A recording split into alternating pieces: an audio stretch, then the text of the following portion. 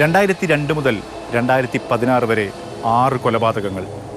ഈ കൊലപാതകങ്ങൾക്ക് ജോളി പദ്ധതി തയ്യാറാക്കിയത് കൂടത്തായിലെ ഈ പൊന്നാമറ്റം തറവാട്ടിൽ വെച്ചു.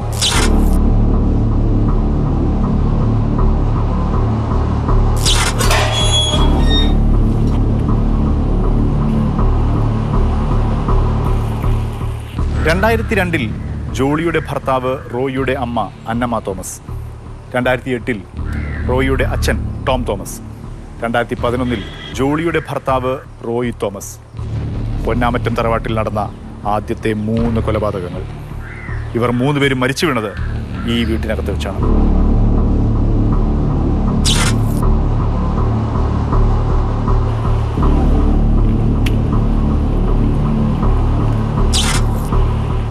NIT-യിലെ അധ്യാപികയാണെന്ന് ജോളി കള്ളം പറഞ്ഞിരുന്നതായിരുന്നുവെങ്കിലും വീട്ടുകാർക്കോ നാട്ടുകാർക്കോ ഇതൊന്നും അറിഞ്ഞിരുന്നില്ല.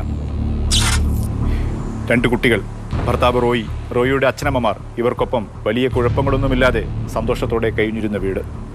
2002 അന്നമ്മയുടെ മരണത്തോടെ ഈ വീടിന് പക്ഷേ മരണത്തിൻ്റെ ഗന്ധമായിരുന്നു.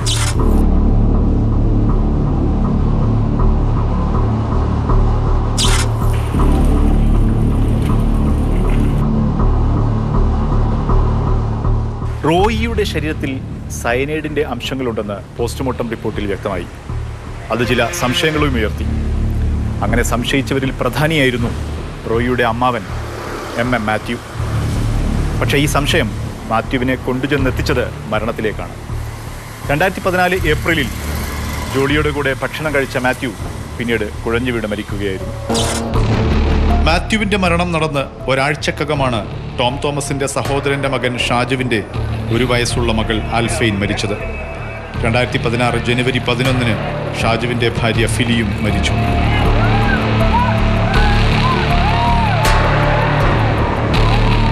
അതിലെ ഏറ്റവും പിഞ്ച കുഞ്ഞിനെ കൊന്നില്ല, സഹിക്കാൻ പറ്റാത്ത. 1 വയസ്സായിട്ടേ ഉള്ളൂ. സ്വത്ത് പൂർണ്ണമായും തട്ടിയെടുക്കാൻ ജോളി നടത്തിയ നീക്കങ്ങളാണ് ടോം തോമസിന്റെ മകൻ റോജോയ്ക്ക് സംശയമുണ്ടാക്കിയത്. നിഗൂഢമായ കൊലപാതക പരമ്പരയിലേക്ക് വെളിച്ചം വീശിയതും ഈ സംശയമാണ്.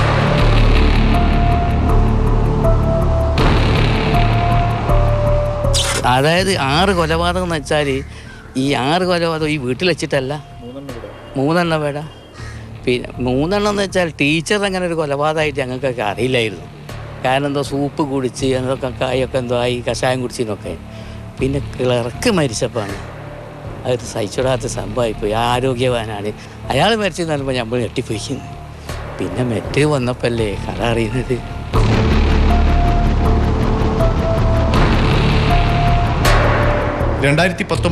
ജോളിയുടെ അറസ്റ്റോടെ ഏറെക്കാലം പൊന്നാമറ്റം വീട് പൂട്ടിയിട്ടിരിക്കുകയായിരുന്നു.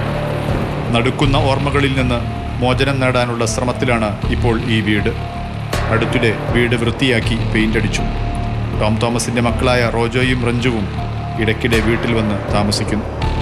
വീടൊക്കെ നന്നാക്കി ക്ലിയറാക്കി വൃത്തിയാക്കി അങ്ങനെ ഒരു വീടായി വന്നിട്ടുണ്ട്.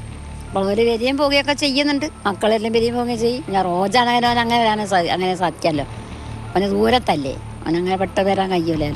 വരുന്ന സ്ഥലങ്ങൾ പോവുകയും വരികയും അങ്ങോട്ടും ഇങ്ങോട്ടൊക്കെ വിൽക്കുകയും പറയും. സമ്പർക്കമൊക്കെ സന്തോഷമൊക്കെ തന്നെ. പണ്ട് റോസ് പെയിൻ്റ് ആയിരുന്നു, ഇപ്പോൾ വൈറ്റ് പെയിൻ്റ് ആണ്. അവരെ ഫാമിലി ഇപ്പോൾ അവിടെ താമസമുണ്ട്. അതുപോലെ വെക്കേഷൻ ടൈം അവരെ സമയങ്ങളിൽ ഇവിടെ വന്ന് താമസിക്കുന്നുണ്ട്. മൊത്തം റീപ്ലേസ് ചെയ്ത് വീടിൻ്റെ എന്താ പറയുക, കിണർ, ബാക്കി സംഭവങ്ങൾ, ടോയ്ലറ്റ് അടക്കമുള്ള സംഭവങ്ങളൊക്കെ മൊത്തം റീപ്ലേസ് ചെയ്ത് മൊത്തം എന്താ പറയുക ന്യൂ ആക്കി, എല്ലാ രീതിയിലും മാറ്റി. ഇപ്പം ഈ ഞായറാഴ്ചകളിലൊക്കെ പുറത്തുനിന്നുള്ള ആളുകൾ വരും. ആളുകൾ വന്നിട്ട് എന്തോ ഒരു സംഭവം കാണാൻ വരുമ്പോൾ വന്ന് ഫോട്ടോ എടുക്കാൻ നോക്കുമ്പോൾ കൺഫ്യൂഷനാണ്, വീട് തന്നെ ആണോ, കളറ് മാറിയും കൊണ്ട്.